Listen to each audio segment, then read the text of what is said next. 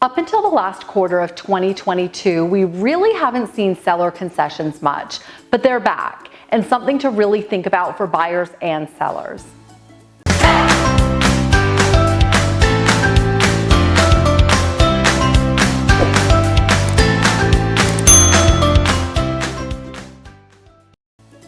Before we get started, if you find value in this video, will you hit the like button and subscribe to the channel? And if you have questions or comments, please leave them below.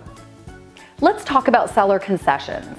In any real estate transaction, both buyers and sellers are looking to maximize their bottom line, which means clients and agents are trying to strategize the best terms of the deal. Something we're seeing a lot more of right now are seller concessions.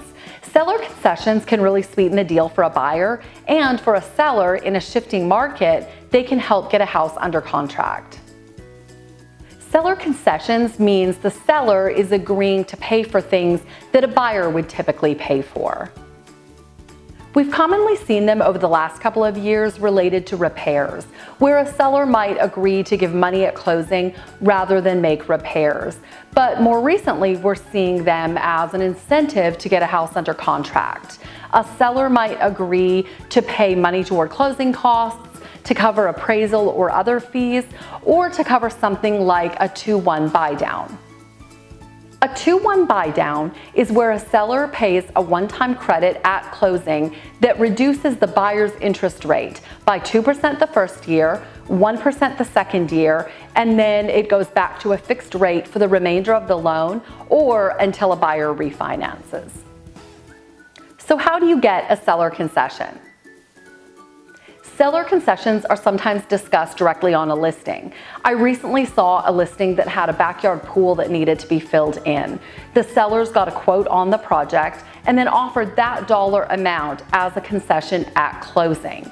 If a seller has equity in the house, this is a nice way to take care of something for the buyer without having to put out money prior to closing. Seller concessions can also be part of the negotiations, and they can come up at any time, either in the initial offer or as an addendum during the transaction.